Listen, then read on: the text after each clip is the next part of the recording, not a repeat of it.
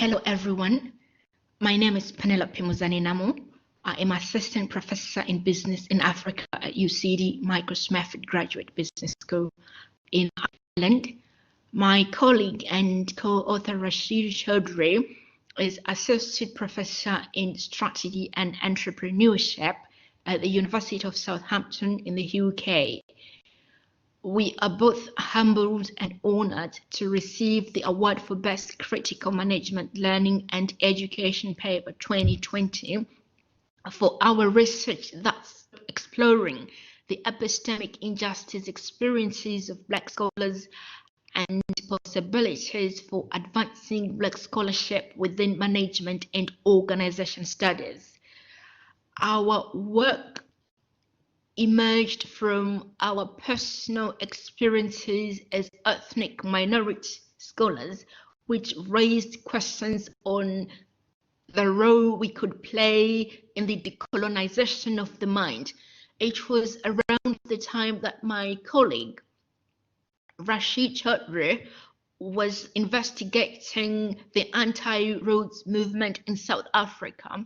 So we asked ourselves what we could do as researchers, how we could contribute to the discourses, as well as practically through the work we do.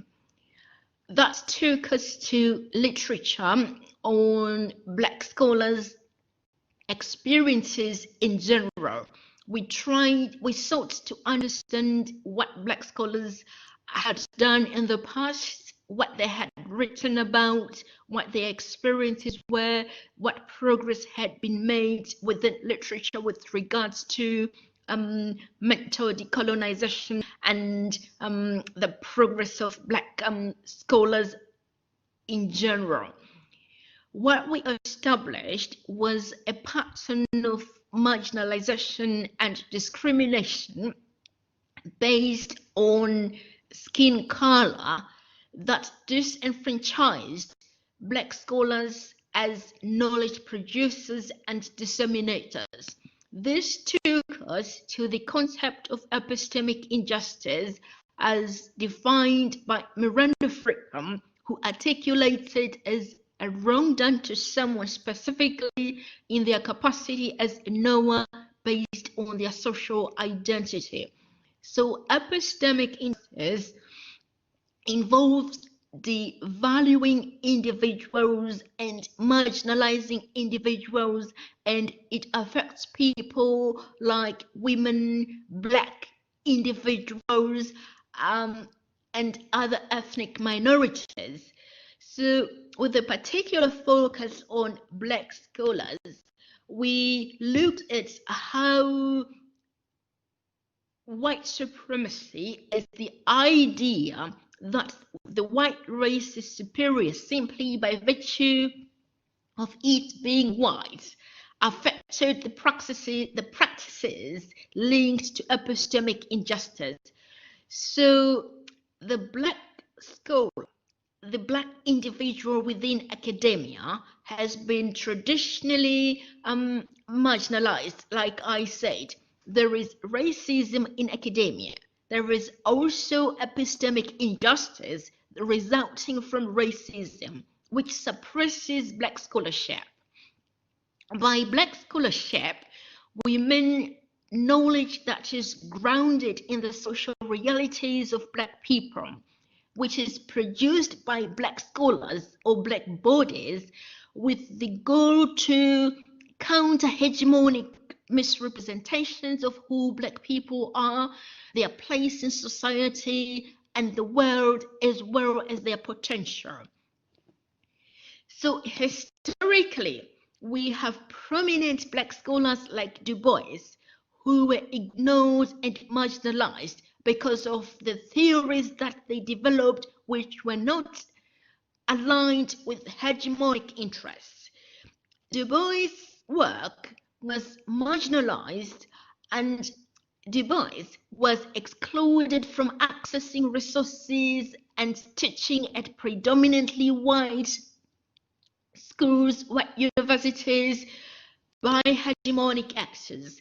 Those experiences are still reflected today in what the majority of Black scholars go through, regardless of where they may be located within the Western context.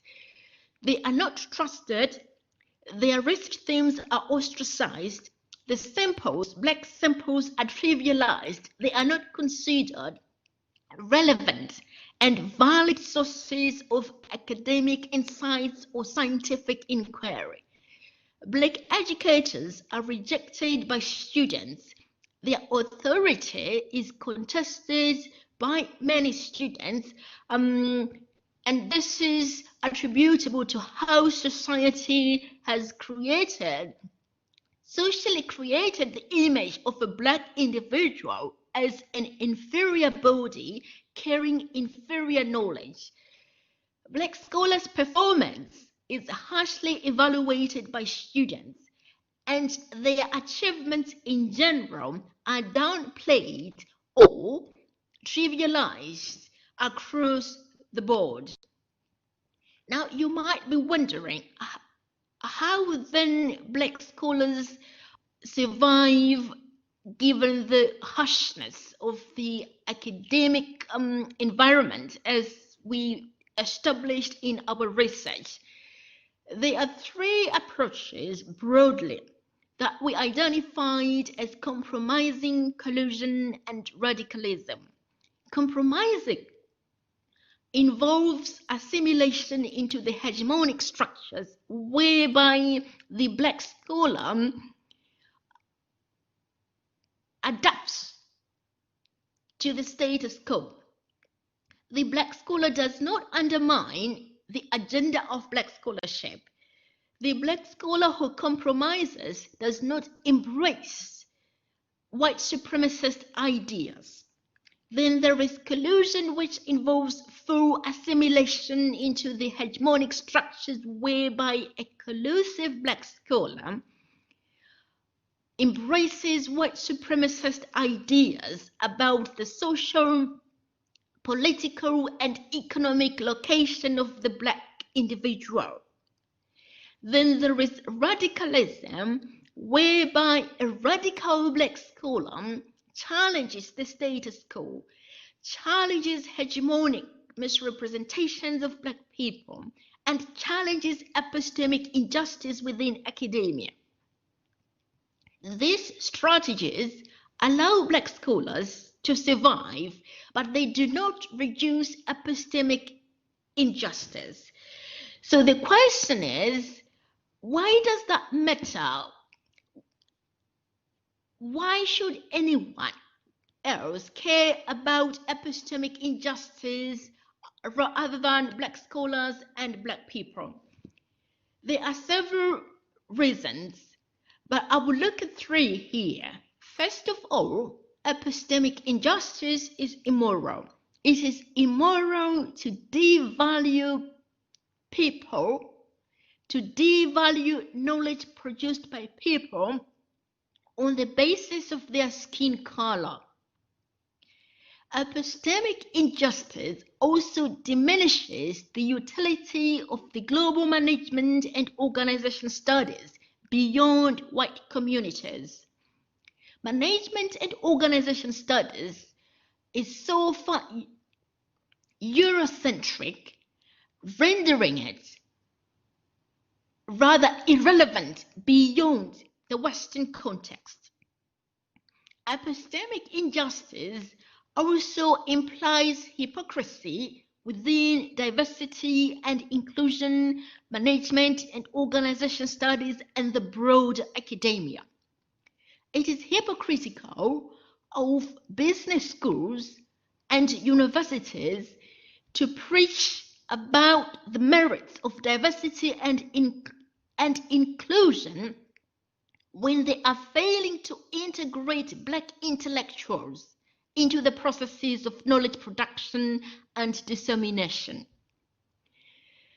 Now, the question is, how do we move beyond? How do we collectively facilitate the integration of the Black scholar and center Black scholarship is a valid and legitimate body of knowledge within management and organization studies.